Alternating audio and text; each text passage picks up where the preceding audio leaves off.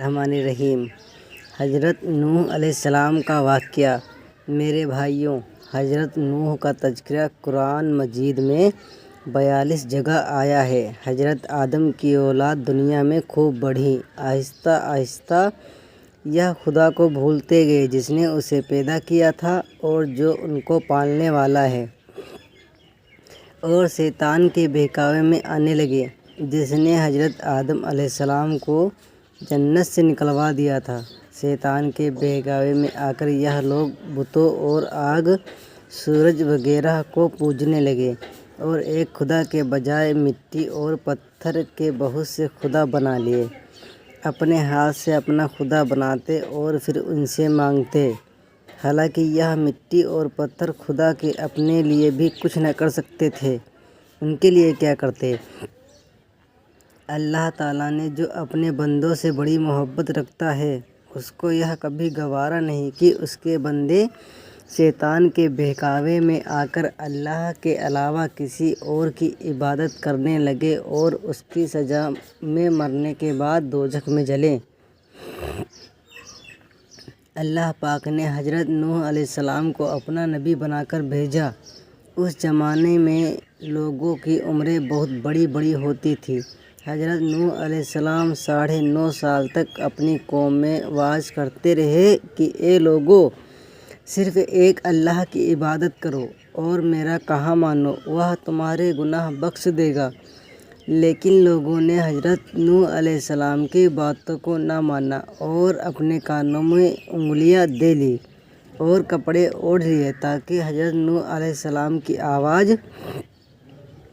کانوں تک نہ پہنچے۔ حضرت نوح علیہ السلام نے ہمت نہ ہاری، وہ برابر سمجھاتے رہے اور کہتے رہے، اے لوگو، اللہ سے معافی مانگو، وہ بڑا معاف کرنے والا ہے۔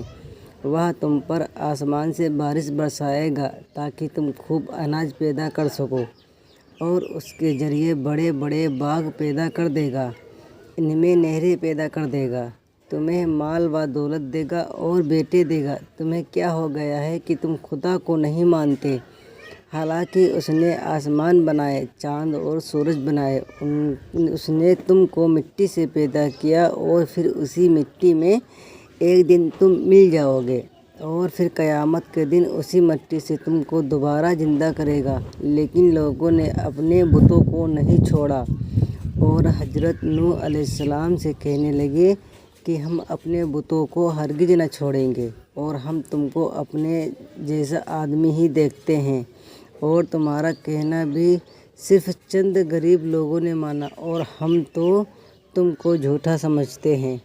حضرت نوح علیہ السلام نے کہا کہ اے میری قوم، میں تم کو جو نصیحت کرتا ہوں اس کے بدلے میں سے تم کوئی مال و دولت نہیں چاہتا، اور جو غریب آدمی مسلمان ہوئے ہیں اور اللہ پر ایمان لائے ہیں ان کو میں اپنے پاس سے تمہارے کہنے سے نکالوں گا نہیں۔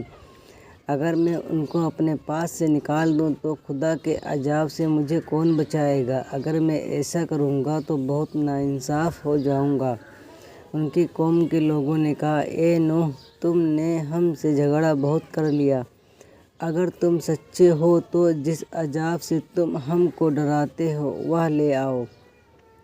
حضرت نوح علیہ السلام نے کہا کہ جب اللہ پاک چاہیں گے عذاب لے آئیں گے۔